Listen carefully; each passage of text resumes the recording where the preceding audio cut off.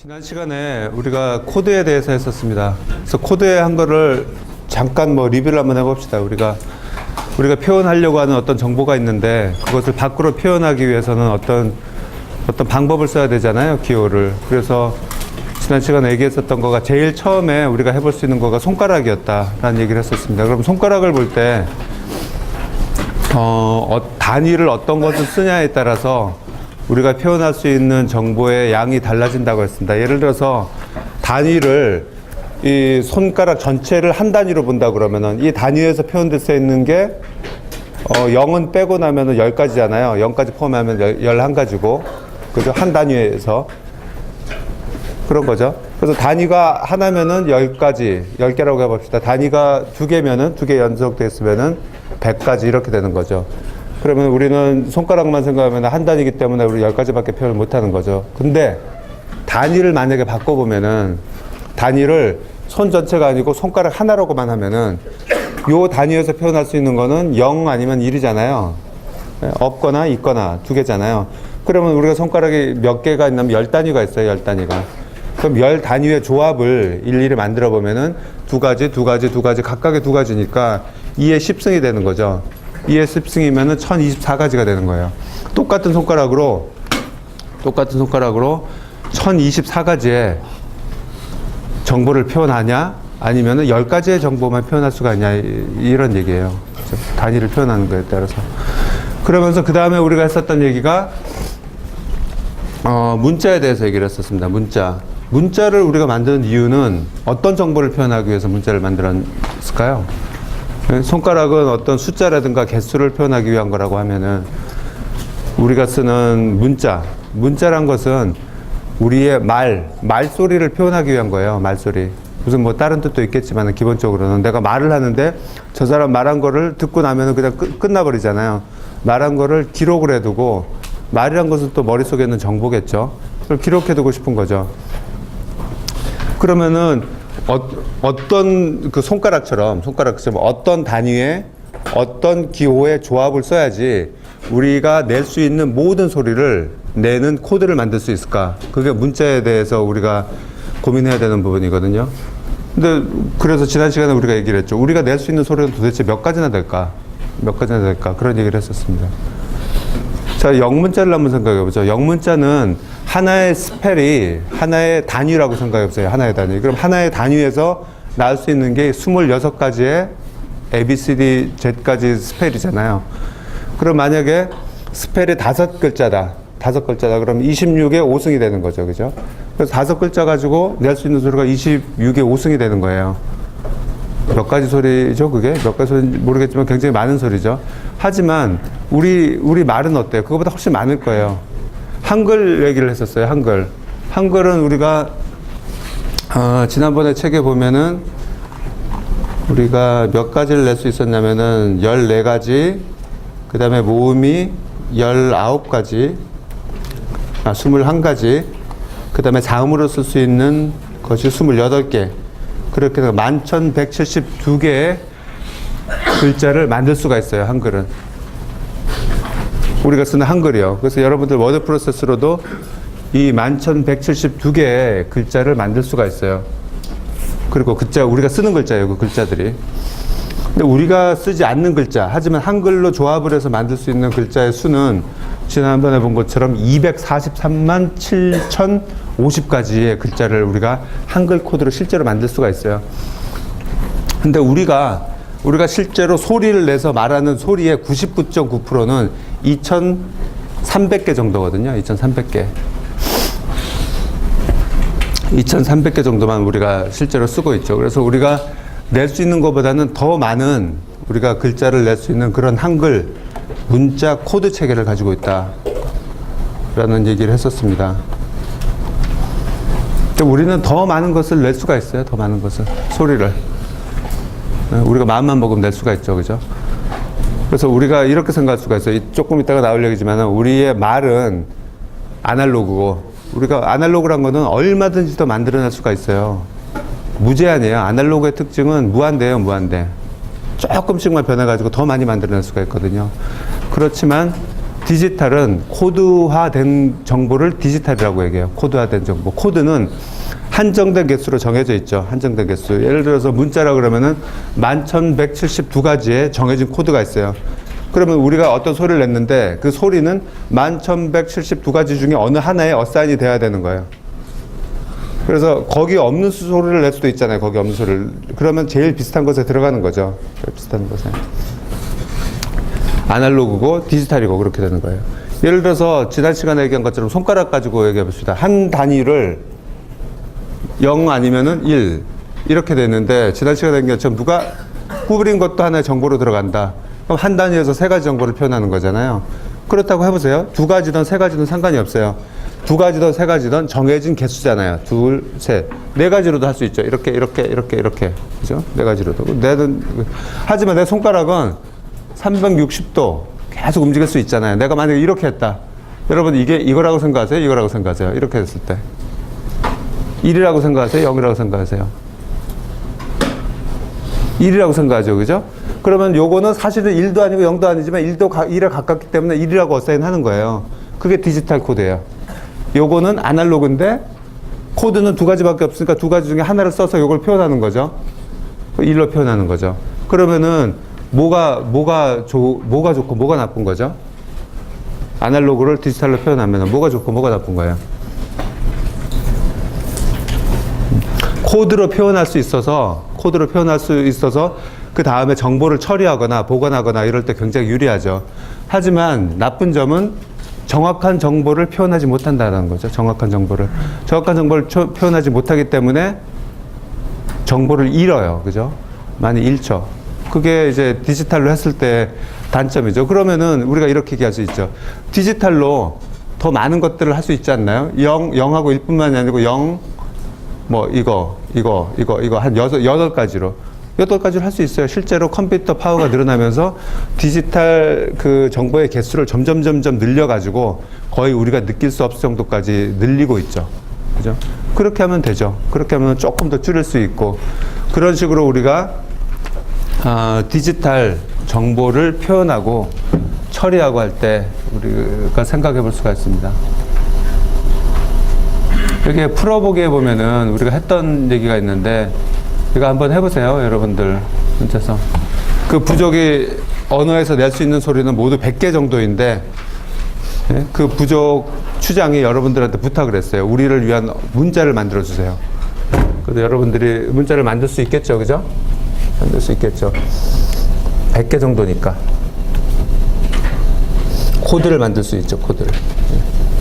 그래서 여기까지가 지난 시간에 우리가 그 코드가 왜 필요한지, 그 다음에 코드가 어떤 특성을 가지고 있는지에 대해서 우리가 살펴봤습니다. 질문 있나요? 지난 시간에 한 거에 대해서.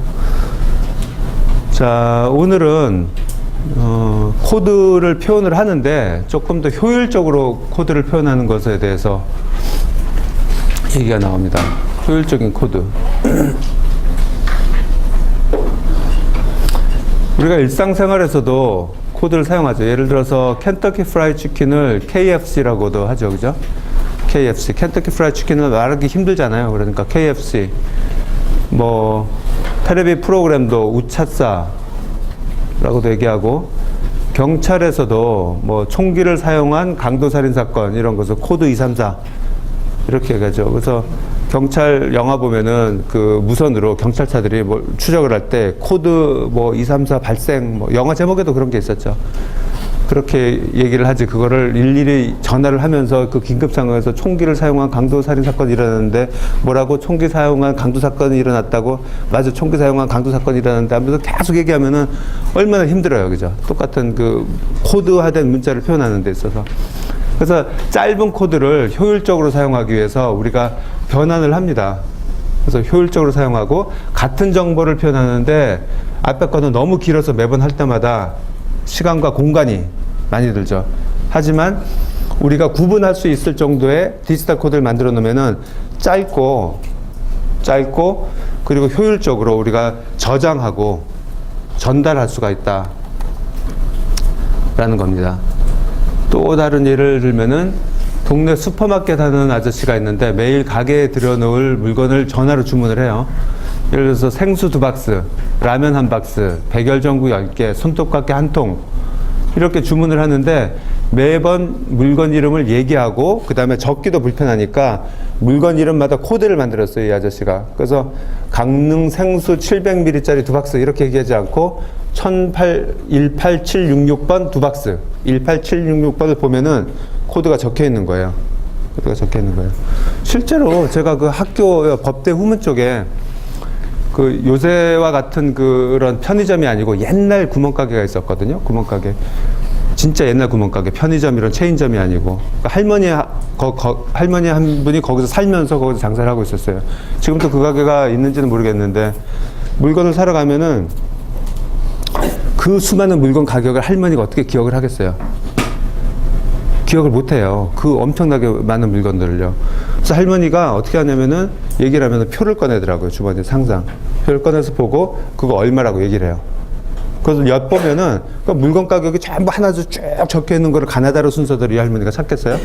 그렇잖아요. 무슨 코드가 적혀 있었어요. 코드가. 짧은 코드가 내가 알 수 없는 코드를 한글 코드로 적어 놓고 그걸 보고 그 다음 페이지를 넘겨가지고 가격을 얘기를 해요. 그 할머니는 항상 그렇게 얘기했었거든요. 그렇게 얘기하는 거예요. 코드화 해놓으면은 검색하기도 편하고 저장하기도 편하고 관리하기가 편한 거죠. 근데 가만히 생각해 보면은 매일 주문하는 생수에도 5자리 코드를 쓰고 18766이라는 한 달에 한 번밖에 주문 안 하는 손톱깎이에도 똑같이 18766이라는 코드를 쓰는 것은 뭔가 비효율적일 것 같아. 비효율적일 것 같아. 그래서 자주 주문하는 생수에는 2자리 코드를 쓰고 아주 가끔 주문하는 물건에는 7자리를 쓰면은 한 달을 맞춰서 보면은 전체 내가 사용한 코드의 개수를 보면은 더 효율적이다. 더 적은 코드를 써서 똑같은 양을 내가 처리를 했을 것이다 라는 거죠. 이런 아이디어가 처음 나온 거가 네트워크에서 나왔어요. 옛날에. 여기서 저기까지 어떤 정보를 송신을 하는데 어떻게 하면은 똑같은 정보를 작은 양의 코드를 써서 송신을 할 수가 있을까? 그럼 코드 체계를 어떻게 만들어야 될까라는 고민부터 시작을 한 거거든요. 똑같은 얘기죠. 이 얘기가. 똑같은 정보를 어떻게 하면은 작은 코드의 개수로 코드표를 그렇게 만들 수 있을까라는 것이 여기에서의 이제 그 이슈입니다. 그럼 어떻게 그 이슈를 만들까요? 어떤 것이 많이 발생하고 어떤 것이 적게 발생하고 그리고 많이 발생하는 것은 도대체 몇 개 코드를 할당을 하고 작은 것은 몇 개의 코드를 할당할까? 그게 고민인 거죠. 이 고민이 없으면은 아까 제가 이 수업 처음에 얘기한 것처럼 모든 정보에 똑같은 개수를 이제 처리를 하면 되지만 그래서 주로 사용하는 방법이 뭐냐면은 조금 전에 그 구멍가게 아저씨 얘기한 것처럼 빈도수를 가지고 코드를 분리하기 시작합니다. 빈도수를 가지고 뭐가 더 많이 쓰는 거냐, 뭐가 더 적게 쓰는 거냐. 적게 쓰는 거는 긴 거. 그 다음에 많이 쓰는 거는 짧은 거. 그 빈도수를 한번 측정을 이제 해볼 수가 있는 거죠. 빈도수에 대한 거를 가지고 우리가 조금 생각을 해보면은 이 책이 있어요. 잠수복과 나비라는 책이 있어요. 영화로도 나왔는데 2007년에요. 잠수종과 나비라는 영화가 나와서 2008년에 골든글로브도 수상을 했어요. 책을 읽거나 영화를 본 적 있는 사람 손 들어보세요. 봤어요? 영화를 봤어요? 책을 읽었어요? 영화를 봤어요. 나는 영화는 못 보고 책은 있어요. 근데 거기 보면은, 이 책에 보면은 책 저자가 도미니크 보비라는 사람인데 프랑스의 잡지 편집장으로 일하고 있어요. 일하고 있는데 이 사람이 29살 때인가 뇌졸중으로 쓰러져요. 뇌졸중으로. 쓰러져서 3주 후에 의식을 회복했는데 이 사람이에요. 그 3주 후에 깨고 보니까 움직일 수 있는 것은 왼쪽 눈꺼풀 하나였어요. 왼쪽 눈꺼풀 하나. 그 사람이 15개월 동안 20만 번의 왼쪽 눈꺼풀을 깜빡여가지고 쓴 책이 이 책이에요. 왼쪽 눈꺼풀을 움직여가지고 어떻게 글을 쓰지라고 여러분들이 생각할 수 있지만은 글 쓰는 사람한테 나의 정보를 표현하는 거죠, 그 사람한테. 그러면 어떻게 정보를 표현했을까라는 거가 이제 문제인데, 이 사람은 문제가 뭐였었냐면은 의식은 회복해서 정신은 말짱한데 몸을 못 움직이는 거예요, 몸을. 그래서 주변 사람들이 이 사람이 머릿속에 생각하고 있다는 사실도 알아채기가 힘들었어요. 내가 왼쪽 눈꺼풀만 움직일 수가 있고 나머지는 아무것도 움직일 수가 없는데 주변 사람들이 보고 이 사람이 생각을 하고 있나, 나를 보고 있나를 어떻게 알겠어요? 그죠? 이 사람은 너무 답답한 거죠. 머릿속의 생각은 정상일 때하고 똑같은데 어떻게 내 머릿속의 생각을 저 사람한테 전달을 할까? 유일한 방법은 왼쪽 눈꺼풀, 코드를 만드는 방법밖에 없죠. 코드를요. 왼쪽 눈꺼풀로 코드를 만드는 거. 근데 코드를 어떻게 만들었냐면은 그 사람을 집필을 도와주는 사람이 왔어요. 병실에. 매일 병실에 와서 나는 누워 있고요. 병실에 그 사람이 와서 A부터 Z까지 불러줍니다. A, B, C, D 이렇게 불러주면은 이 사람이 왼쪽 눈꺼풀을 깜빡여요. 아, F구나. F를 한자 적는 거예요. 그 다음에 다시 불러요. A, B, C, D 하다가 E일 때 왼쪽 눈꺼풀 깜빡이면은 E를 쓰고요. 얼마나 많은 시간이 걸리겠어요? 얼마나 많은 시간이. 그렇죠? 그렇게 해서 쓴 책이에요. 이 책이. 근데 이 사람이 그 책을 보면, 저는 영화는 못 봤지만 책을 보면 그런 말이 나와요. 왜 잠수종이라는 말을 썼냐면은 매일 아침 일어나면은 이게 정신만 있고 몸이 움직이질 않잖아요. 그러니까 몸이 쪼여오는 느낌이 머릿속에 계속 든대요. 이제 그런 말을 하거든요. 그리고 우리는 생각해보세요. 말을 하다가 말을 즉흥적으로 하잖아요. 즉흥적으로 하다가 말을 잘못했다 그러면 다시 돌아가서 다시 쓰기도 하고 그때그때 말을 쓰잖아요. 그죠? 되돌릴 수 없잖아요. 근데 이 사람은 스펠을 하나하나, ABCD 스펠을 하나하나 불러줘야 되기 때문에 되돌아갈 수가 없어요. 그래서 자기는 아침에 일어나면은 오늘 그 집필 도와주는 사람이 왔을 때 해야 될 모든 문장을 스펠 단위로 다 그 기억을 해두고 만들어 놓고 있대요.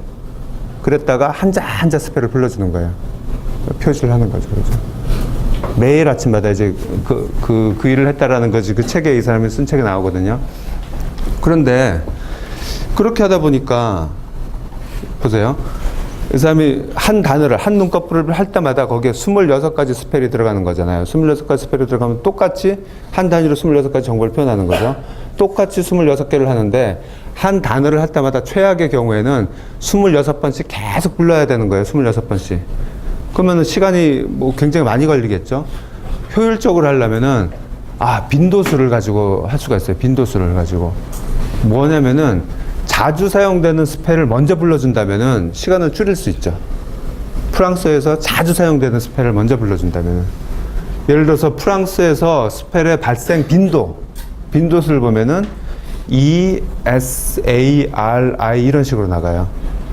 그럼 불러줄 때 A, B, C대로를 안 불러주고 E, S, A, R 이런 순서대로 불러주면은 더 앞에서 왼쪽 눈꺼풀을 깜빡일 확률이 높죠. 그죠? 그렇게 되면은 전체적인 그 시간을 굉장히 줄일 수가 있어요. 전체적인 시간을. 그게 아까 우리가 얘기했었던 그 동네 구멍가게 아저씨하고 똑같은 거죠. 자주 발생하는 것은 짧게 할 수 있게 하고 그 자주 발생하지 않는 것은 시간을 긴 데다가 이렇게 재배정을 하는 거죠. 재배정을. 선생님. 예. 예. 저 부분에 만약에 한 층을 더 넣어가지고 자음이나 모음 같은 걸로 한 번 더 토너먼트를 시켜가지고 그 중에서 또 빈도가 높은 걸 이렇게 하면. 그럼 이렇게 할까요? 그 왼꺼풀 하는데 자음 모음 할 때 자음일 때 이렇게 하고. 네. 그럴 수 있겠네요. 그죠? 그러면은 더 효율적일 수 있겠네요. 여기서 자음하고 모음을 빼고. 계산해 보고 싶다. 그죠? 얼마나 더 줄일 수가 있는지 똑같은 문장을 가지고 저렇게 했을 때 우리 한번 나는 해보고 싶었어요. 실제로 해봤고 여러분들도 나중에 시험 문제도 나올지 모르지만은 시험 문제 나오긴 좀 힘들겠다. 그렇게 내가 만들 수가 있어요, 여러분들한테. 문장을, 영어 문장을 하나 주고 내가 바비가 됐다고 생각을 해보자. 예? 몇 번 만에 몇 번의 눈꺼풀을 움직이게 할 수 있을까? 코드를 만들면은 뭐 그렇게 할 수도 있겠죠, 그죠? 그래서 그냥 한 거, 요거대로 한 거, 지금처럼 투 레이어로 해가지고 만든 거 뭐 계산을 해볼 수가 있겠죠. 그래서 우리가 사실 일상생활에도 자주 나오는 빈도수만 알면은 굉장히 효율적으로 코드를 활용할 수가 있다. 뭐 이런 것들을 우리가 얘기를 할 수가 있습니다. 비슷한 사례로 우리가 쓸 수 있는 것이 모스부호입니다. 모스부호. 지금은 거의 안 쓰죠. 거의 안 쓰지만 전화가 만들어지기 전에 사용했었어요. 저는 사실 얼마 안 됐지만 제가 어릴 때도 모스를 썼었어요. 모스를 썼었어요. 제가 어릴 때도. 전화가 많이 보급이 안 됐을 때였거든요. 제가 어릴 때는. 그래서 저는 모스를 봤었고 주변에서 모스를 배우는 사람들이 있었어요. 모스 기호를. 그래서 사실 이것은 1800년대 만들어진 코드예요. 장거리의 정보 전송인데 저쪽에 있는 사람과 내가 뭔가를 표현을 저쪽으로 전달을 하려고 하는데 전기 신호로 띠띠띠띠띠띠띠 이런 걸로 이제 내가 표시를 하면은 저쪽에서 그걸 보고 아 무슨 글자구나를 알아가지고 하는 거죠. 그러려면 가운데 코드표가 있어야 되잖아요. 그래서 코드표. 그래서 생긴 것이 이런 식으로 생겼어요. 그림이. 그래서 이거를 길게 누르거나 짧게 누르거나 띡, 띠딕, 띠딕, 띡 이렇게 띡 혹은 띡 이렇게 길게 누르면은 저쪽에서 그걸 보는 거죠. 네. 그래서 만약에 키를 한 번 누르는 것은 두 가지 정보, 길게 누르거나 짧게 누르거나 두 가지를 표현하는 거예요. 그럼 영어 스펠링이 26개고 숫자가 10개이기 때문에 36개죠. 두 개를 합하면은. 그러면은 두 가지 정보만 표현할 수 있으니까 한 번 키 누르는 거가 몇 번을 눌러야지 하나의 스펠을 표현할 수가 있을까요? 코드를 보통 만들면은. 그러니까 코드 한 번 이렇게 누르면은 두 가지 정보예요. 그러면 36가지 정보를 표현해야 돼요. 그러면 몇 번 코드를 우리가 만들자. 우리 코드를 한번 만들어 보자. 하면은 코드의 각각 코드의 길이가 몇 단위, 몇 글자여야 될까요? 만약에 코드가 한 글자면은 띡띡 두 가지 정보밖에 표현 못 하죠. 그죠? 두 개면은 각각이 두 가지 정보니까 네 가지 정보 표현할 테고 세 자리면은 8가지 정보 표현할 테고 근데 우리는 36가지 정보 표현해야 되니까 더 나가야죠. 네 개면은 4, 4, 16 다섯 개면은 32 아직 모자라네요. 36개는 못 하죠. 그죠?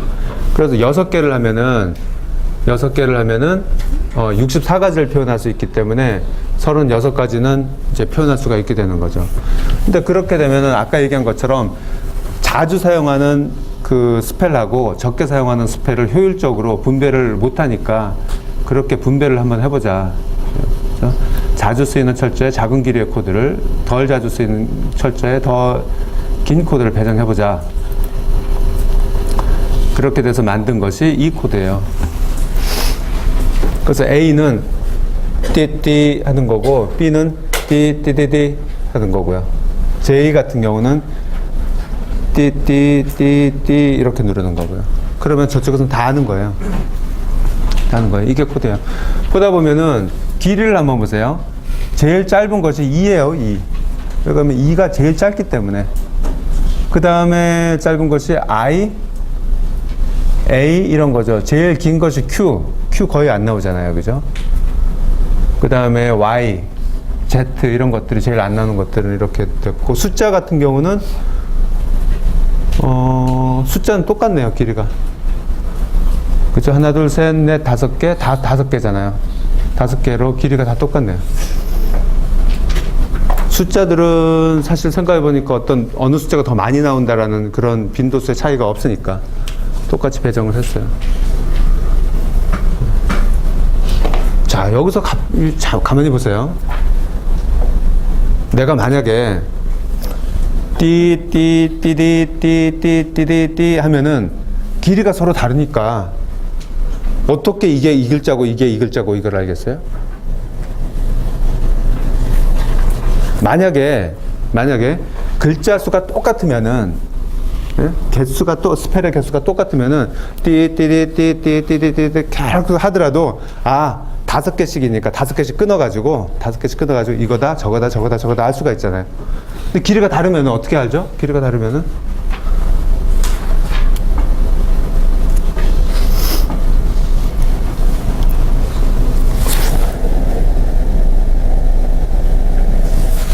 그래서 이 모스 코드가 유명한 거예요. 안 섞이게 만들어놨어요. 안 섞이게. 어떤 하나가 다른 하나의 프리픽스가 되지 못해요. 프리픽스라 그러면 어떤 앞에 어떤 거를 얘기를 하는 거거든요. 전체가 쓰면 앞쪽을. 예를 들어서 띠띠가 어느 앞에 붙어 있나요? 아, 여기 있구나. 잘못 만든 거네, 이러면은. 그죠? 예를 들어서 띠띠 이러면은 띠디가 있나요? 띠디는 여기 있잖아요. 아이가 있잖아요. 그죠? 생각해보세요. 그럼 띠디 이러면은 이게 L을 얘기하는 건지 이것이 AI를 얘기하는 건지 어떻게 알죠? AI를 얘기하는 건지.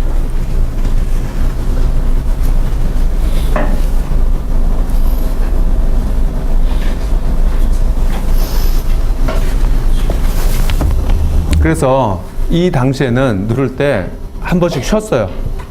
띠띠디 이런 식으로요. 중간에 한 번 쉬었는데 실제로 프리픽스가 전혀 안 생기게 만든 코드가 뭐라고 얘기하냐면은 우리가 허프만 코딩이라고 얘기합니다. 허프만 코딩.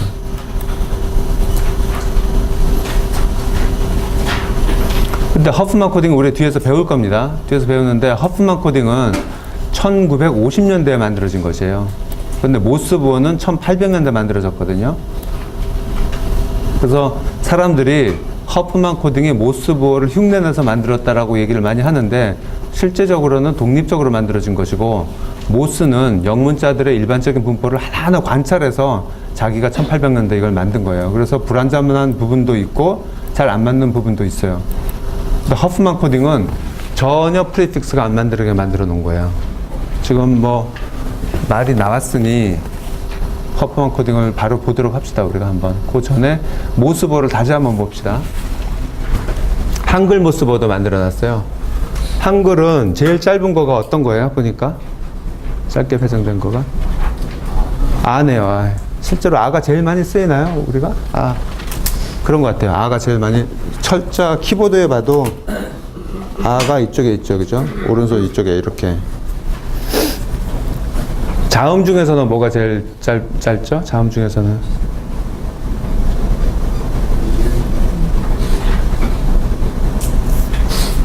미음이 2자리네. 미음. 그죠? 미음이 2자리네요. 그리고 3자리짜리가 비읍, 시옷, 이응. 그죠? 치으셔? 피읍도 있구나. 피읍도 실제로 많이 쓰는 건가 모르겠네요. 그래서 그냥 우리가 추정을 해보면 제일 많이 사용 나오는 단어가 그럼 마인가? 마바사. 제일 많이 쓰는 단어는요, 우리가 잘 편하게 느끼는 단어 소리거든요. 그래서 사랑할 때 엄마 할 때 뭐 이런 것들이죠. 그죠? 제일 우리가 친근하게 느끼는 단어들. 근데 한글은 이렇게 빈도수에 따라서 분리를 했는데 웃긴 게 중에 하나가 일본 모스부어를 보면은 빈도수에 따라서 만들지를 않았어요. 빈도수에 따라서. 그냥 영자를 그대로 일본말로만 옮겼어요. 소리를. 그래서 모스부어의 그런 빈도에 따른 효율성을 전혀 고려를 안 하고 만들어서 지금도 욕을 먹고 있어요. 웃음거리가 되고 있죠. 일본의 모스부어는 지금도. 아무 생각 없이 그냥 번역만 한 거라서. 자, 그리고 이거는 위키피디아에서 찾아보면은 영어에서의 가철자의 발생 빈도가 이렇게 나와 있습니다. 이렇게. 그리고 이 모스부어는 이징 코드와 비슷한 모습을 보이고 있죠. 이게 이징 코드죠. 생각해보면은 0, 1. A는 0, 1이라고 하자. B는 1, 0, 0, 0이라고 하자. 이렇게 한 디지털 이징 코드하고 비슷한 모양을 보이고 있죠. 그래서 이 코드가 1900년대에 디지털 이징 코드 개념에 큰 영향을 미쳤어요. 이징 코드가 어느 날 갑자기 나온 게 아니고 1800년대 우리가 지난 시간에 기계를 봤듯이 그렇게 쭉 나왔어요. 자, 지금 다음 요거를 하기 전에 조금 전에 허프만 코딩이 나왔으니까 허프만 코딩으로 먼저 한번 가서 그 프리픽스가 없는 코드가 어떻게 만들어지는지를 먼저 한번 보도록 합시다.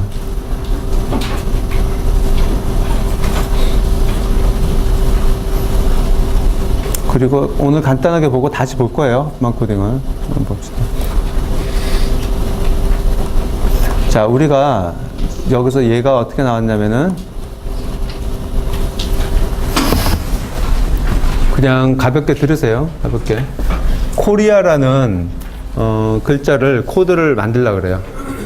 우리가 쓰는 스펠이 코리아하고 스페이스하고 뉴라인하고 하나, 둘, 셋, 넷, 다섯, 여섯, 7개밖에 없어요. 그럼 7개 정도만 표현하려면은 이진 코드로 몇 개 코드만 있으면 되나요? 모스보어로 우리가 생각을 해보세요. 모스보어로. 이진 코드 한 자리면 되나요? 한 자리? 8개 표현하는데? 안 되죠, 그죠? 세 자리가 있어야 되죠. 세 자리가 있으면은 01, 01, 01이니까 2 곱하기 3이니까 8가지 표현할 수가 있죠. 그럼 8가지가 세 자리로 000서부터 111까지도 안 가는구나. 하나, 둘, 셋, 넷, 다섯, 여섯, 7개니까. 예. 000서부터 001 이렇게 하면은 코드가 만들어지고 이 코드가 실제로 문장에서 사용되는 빈도를 보면은 이렇게 돼 있다. 그럼 전체 코드를 만들어 보면은 세 자리고 100번이 발생하니까 300, 세 자리고 140번이 발생하니까 420 이렇게 하니까 전체 1845비트를 쓰는 거예요. 어떤 문장에서, 그죠? 어떤 문장에 요 스펠만 나오는 건데 요 스펠을 나오는 거를 코드로 바꾸는데 각각의 스펠을 이렇게 코드로 만들면은 전체 그 문장의 빈도수가 615개의 문자가 나오는데 그거를 코드로 표현하면은 1845개의 이게 코드가 나오는 거예요. 비트가 나오는 거죠. 그런데 조금 전에 생각한 것처럼 많이 발생하는 거, 적게 발생하는 거에 다른 코드를 써보자. 다른 코드를. 아까 모스보어처럼. 그러면은 얼마나 효율적이가 될까를 보는 거죠. 그래서 이렇게 만들었어요. 이렇게. 그 허브만 코딩 만드는 방법을 보여주는 거예요. 트리 형태로 만들어요. 트리 형태로. 하나, 둘, 셋, 넷, 다섯, 6개니까 7칸이 되는 거죠. 그죠?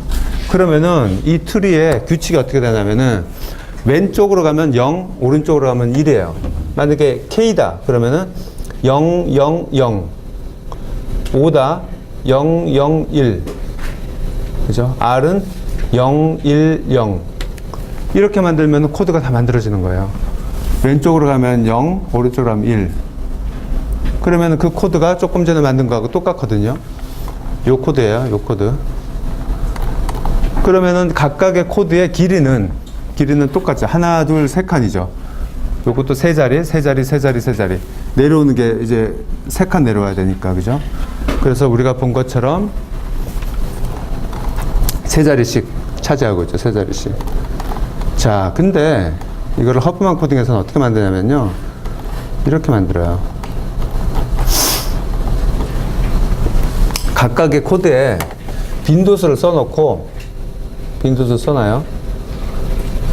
빈도수가 제일 작은 거 2개를 찾아서 합쳐버려요. 빈도수가 제일 작은 거는 뭐냐면은 50짜리하고 15짜리가 있잖아요. 그럼 2개를 합쳐서 65를 만들었고, 코드를 이렇게 브랜치를 만들어요. 그죠? 50하고 요걸 합쳐서 50 더하기 15니까 65라고 적고 요거 하나요.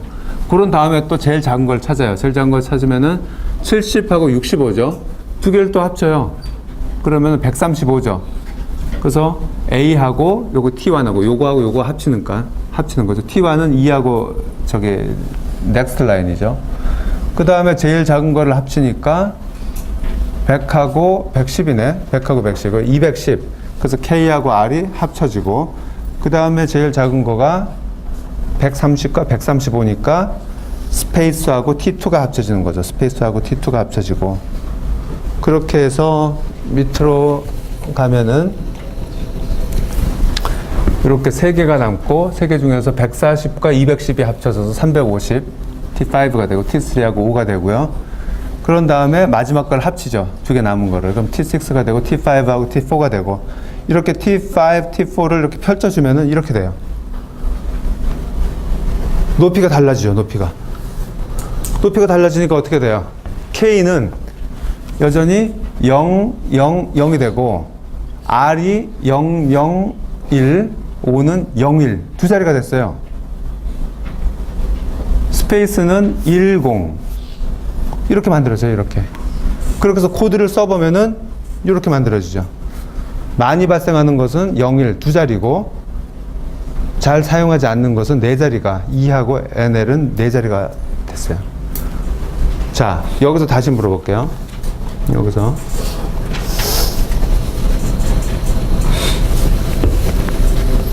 이거 어떻게.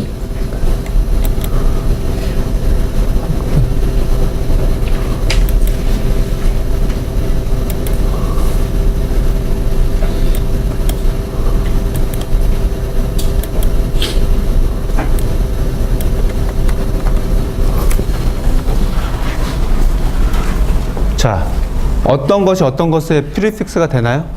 보세요. 프리픽스. 아까처럼 어떤 하나가 다른 것의 앞을 차지할 수가 있냐고요. 그러니까 모스버처럼 계속 불러도 두 개가 섞일 수가 있어요? 섞이질 않아요. 보세요. 제일 짧은 거 0, 1이죠. 0, 1이 어디에 있어요? 다른 곳에. 없죠. 10 있나요? 10 없어요. 그럼 110은? 110 없죠. 딴 곳에. 전혀 다른 것과 섞이지 않도록 돼 있어요. 그것이 허프만 코딩의 이제 특징이죠. 장점이죠.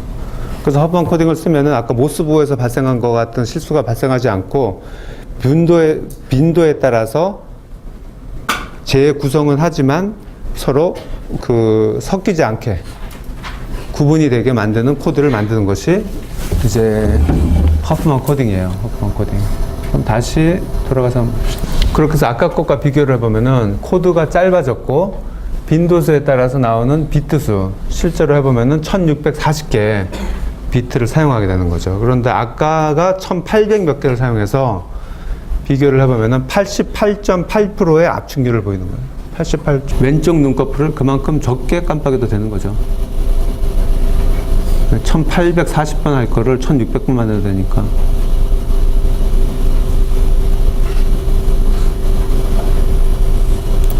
자, 다시 가서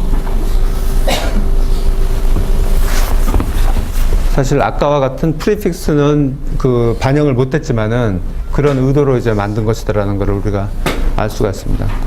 그래서 이 이후에 나오는 얘기들은 대부분이 문자, 그 다음에 숫자, 그 다음에 이미지 이런 것들을 똑같은 코드를 할당하지 않고 어떻게 하면 작게 할당을 할 수가 있을까? 효율적으로 그런 얘기들을 여기서 하고 있습니다. 질문 있나요? 지금 한 얘기에 대해서? 저기 어디요? 모스보에서 기본 구성해 두니까 조합이 단점 3개끼리 간격을 친다고 보는 문제가 어떻게 되나요? 모스보는 단점, 짧은 거, 장점의 조합으로 이루어지며 단점, dit과 단점의 3배 길이인 장점, dit은 로 구성되며 문자와 기호 사이에 문자와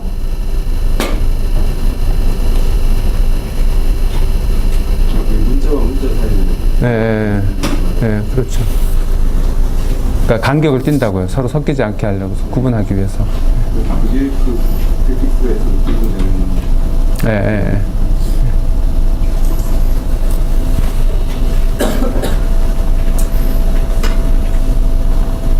그리고 한자는 모스보가 만들어진 한자 모스보는 모르겠어요. 한자 만들 수 있나요? 모스보를? 한자는 코드가 이렇게 조합 코드가 아니잖아요. 그죠? 그거는 우리는 한정된 숫자 24개, 26개, 10개 이런 것들을 조합해가지고 손가락처럼 만드는데 한자는 글자 하나하나가 다 그거잖아요. 기본적으로. 그러니까 그거를 어떻게 만들 수 있을지 모르겠네요. 이따가 나중에 요 다음 챕터가 문자의 코드거든요. 문자의 코드를 보면은 이제 6만 그러니까 우리가 쓰는 유니코드 있죠? 우리가 컴퓨터에서 쓰는 코드가 유니코드거든요. 유니코드는 전 세계 문자를 다 포함을 해요. 전 세계는. 그 코드 그 맵만 가지고 있으면은. 근데 그 중에 한 3분의 1 정도를 한자가 차지하고 있어요. 네. 나머지들은 전 세계에 200 몇 개의 문자, 300 몇 개의 문자가 전부 이제 나눠서 쓰고 있는데 그 정도로 이제 많죠, 한자들. 그래서 한자 코드 팩이 따로 또 설치도 하고 그럽니다. 우리가 실제로 PDF 같은 거 볼 때 언어 팩을 따로 이제 설치도 하거든요. 미국 가면 그 팩이 없어서 안 보이는 데도 많아요, 사실은요. 어쨌든 나중에 문자 할 때 다시 보도록 합시다, 거기에 대해서는. 자, 그 다음이 정보 이론, 인포메이션 티어리에 대한 거예요. 자, 지금 봤듯이 우리가 정보를 이제 어떤 코드를 써서 보내잖아요. 근데 코드화에 대해서도 얘기했고, 그래서 정보의 양을 조금 전에 얘기한 것처럼 비트수로 표현할 수 있지 않을까. 그런 생각을 한 사람이 샤논이라는 사람이에요, 샤논. 정보의 가치를 정량적으로 측정할 수가 있을까? 라는 생각을 했어요. 그래서 1400년대 MIT 교수였던 샤논이라는 사람이 인포메이션을 정량적으로 측정하게 하는 정보 이론을 제시를 했고, 여기서 비트라는 개념이 여기서 나오기 시작합니다. 비트라는 개념이. 우리가 이런 생각을 해봅시다. 어차피 자세한 거는 지금 시간상 다음 시간에 해야 될 것 같아요. 간단한 소개만 하고 이제 자세한 내용은 다음 시간에 하도록 할게요. 정보의 양을 정량적으로 측정을 해보자라는 거죠. 제일 처음에 나오는 예를 가지고 한번 얘기를 해볼게요. 내가 동전이 있는데 동전을 던졌을 때 이게 앞이 나올까 뒤가 나올까요? 우리 모르잖아요.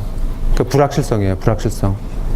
왜 그러면은 정보가 아무것도 없어요. 앞이 나올 건지 뒤에 나올 건지에 대해서 아무 정보가 없는 상태예요. 정보가 없는 상태죠. 그러면은 그 앞이 나올지 뒤에 나올지의 그 확률 값을 정량적으로 한번 표현해 보면 어떻게 되냐면, 이 사람은 어떻게 표현했냐면 로그를 사용했어요. 로그를. 베이스 2에 로그를 사용했어요. 그럼 앞이 나올 확률, 뒤가 나올 확률이 50% 50%잖아요. 똑같으니까. 그럼 2분의 1, 2분의 1이잖아요. 그리고 두 가지가 나오는 거죠. 그래서 확률이 똑같은 거가 두 가지가 나온다. 그럼 로그 2의 2는 1이에요. 그죠? 로그 2의 2는 1이죠. 1비트예요. 아, 정보가 아무것도 없을 때 불확실성은 1이다. 여기에 대해서. 근데 자, 그 상황을 염두에 두고 다음 상황을 보세요. 그런데 이 동전에다가 무슨 장치를 해서 던지기만 하면은 앞면이 나와. 뒷면 절대로 안 나와. 그 정보를 누가 줬어요, 나한테. 그 정보를. 그 던지기 전에 아는 거죠. 이건 100% 앞면만 나온다라는 것을 내가 알고 있는 거죠. 그러면은 던졌을 때 한 면만 나오잖아요. 뒷면 안 나오고 한 면만 나오기 때문에 그거는 로그 2의 1. 로그의 1은 뭐예요? 0이잖아요. 그죠? 0비트예요. 정보를 아무것도 몰랐을 때는 1비트였는데 정보를 알았을 때는 0비트가 된 거예요. 그러면 불확실성이 1에서 0으로 줄었잖아요. 그것을 뭐라고 하냐면은 그 정보의 가치라고 얘기를 했어요. 앞면만 나와 라고 누가 나한테 얘기해 줬는데 그 가치가 얼마냐, 그 가치가 얼마냐면 1비트다. 이렇게. 그래서 이 사람이 제시한 그 아이디어는 뭐냐면은 모든 정보를 이런 식으로 측정을 할 수 있다. 정보의 가치는 정보가 없었을 때 불확실성 숫자로 나올 수가 있고, 정보가 들어왔을 때 불확실성 숫자로 나올 수가 있고, 그 차이를 그 정보의 가치라고 우리가 정의를 하자. 이렇게 얘기를 했어요.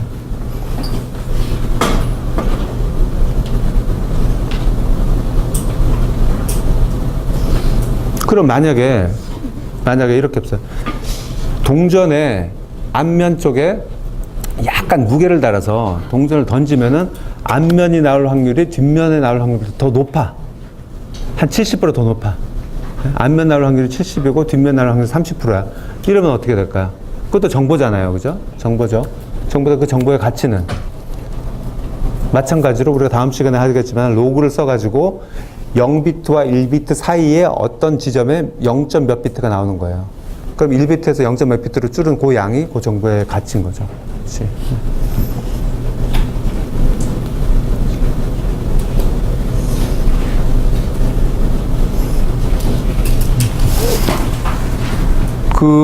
그런 식으로 우리가 적용을 해보면은 이렇게 모든 걸 적용할 수가 있어요. 내가 이번 강의실에 들어왔어요. 들어왔는데 여기 앞에 앉아있는 이 하얀 옷 입은 학생이 수업에 들어와 있잖아요. 이게 놀라운 사실인가요? 아니죠. 누가 내가 들어오기 전에 누가 나한테 알려주는 거예요. 아, 교수님 이번 강의에 들어가면은 그 하얀 옷 입은 학생이 수업에 들어와 있을 거예요. 그럼 어떤 사람이 정보를 줬잖아요. 그 정보의 가치가 얼마냐고요. 그 정보의 가치가. 별로 낮겠죠. 그죠? 낮죠. 알고 있는 건데. 근데 여기에 갑자기 어느 연예인이 갑자기 앉아있다고 하면은 나는 놀랄 거 아니에요. 가능성이 전혀 없었던 일이 벌어졌으니까. 그죠? 그럼 그 정보는 굉장히 이제 가치가 있는 정보죠.